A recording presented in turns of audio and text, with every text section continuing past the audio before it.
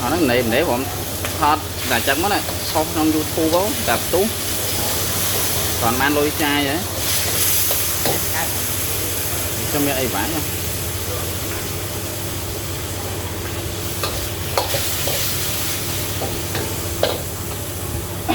còn dịp thơm hố quên đặt thử thoát được không con mình bán ta tao ta mau còn đánh khi chạm mặt đấy tự nhiên khoan cho mình dễ là vậy vì chạm một mai họ bỏ tới mới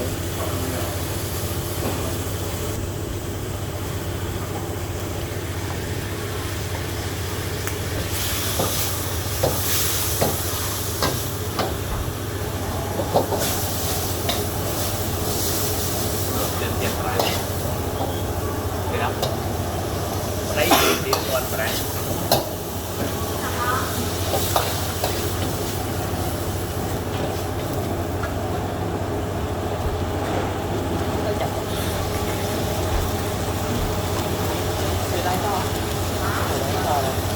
con là lấy